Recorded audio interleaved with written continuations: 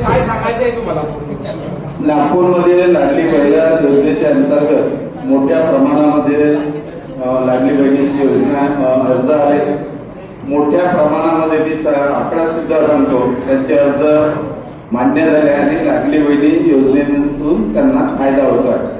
काँग्रेस, राष्ट्रवादी काँग्रेस, शरद पवार गट आणि उभाटाचे काही कार्यकर्ते, नेते, मुख्यतः नेते हे मित्रांना हाताशी पकडून या योजनेच्या विरोधामध्ये हायकोर्टात जाऊन या ठिकाणी याच्यावर पुन्हा बंदी घालण्याचा प्रयत्न करत आहे.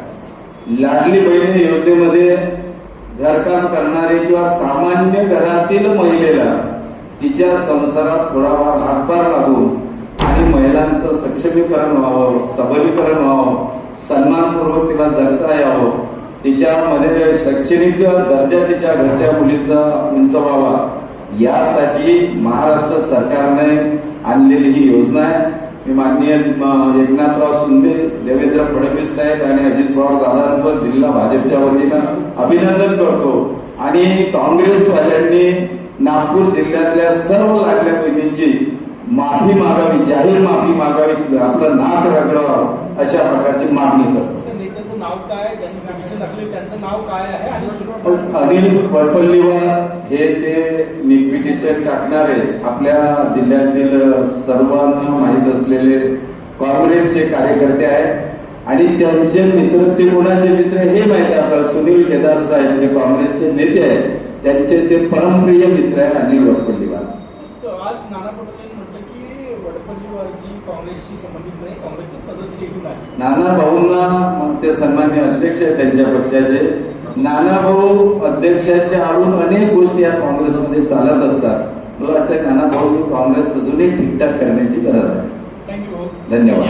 या याचिकेमध्ये फक्त लाडकी बहीणच नाही तर इतर योजनांसंदर्भात आक्षेप दिले. त्यांनी या याचिकेमध्ये त्या ठिकाणी मुलींना फी मध्ये जे सवलत मिळणार आहे त्याचे ते सुद्धा,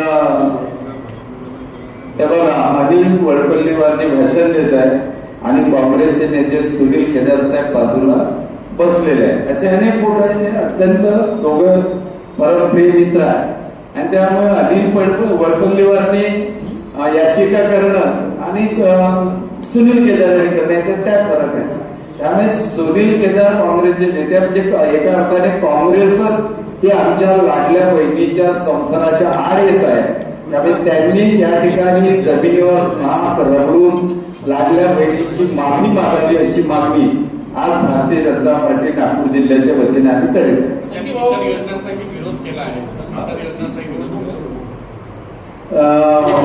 त्या ज्या इतर योजनांमध्ये सुद्धा काँग्रेस, राष्ट्रवादी काँग्रेस, शरद पवार उभाटामध्ये निवडणुकीच्या दृष्टीने अत्यंत भीतीचं वातावरण आहे. या सगळ्या ज्या योजना सर्वसामान्य लोकांसाठीच्या आहेत.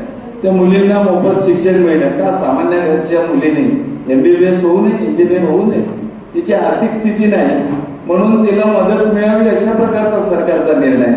या राज्यातल्या शेतकऱ्यांना मोफत आहे. हा म्हणजे शेतकरी राजा हा सर्वांचा उदरपोषण करणार आहे आणि त्याला जर मोफत वीज देत असेल तर एवढा क्रांतिकारी निर्णय दुसरा राहूच शकत नाही. असे जे सगळे निर्णय आहे, या सर्व निर्णयामुळे आता काँग्रेस, राष्ट्रवादी काँग्रेस, उभाटा हे हादरलेले आहे. त्यांना वाटतं आपण विजयापासून कोसो दूर दररोज जातो आहे आणि म्हणून अशा प्रकारचा त्यांच्या अनिल वडपल्लीवार सारख्या काँग्रेसचाच कार्यकर्ता आहे. अरे हे तर निवडणूक प्रमुख होते अनिल वडपल्लीवार, सुनील केदारांचे. अजून कुठला पुरावा पाहिजे? म्हणजे अशा व्यक्तीला हाताशी धरून या सर्व योजनांपासून आमच्या सामान्य गरीब जनतेला दूर नेण्याचं पाप काँग्रेस करत आहे आणि म्हणून त्यांनी जनतेची माफी मागावी ही आमची मागणी. थँक्यू.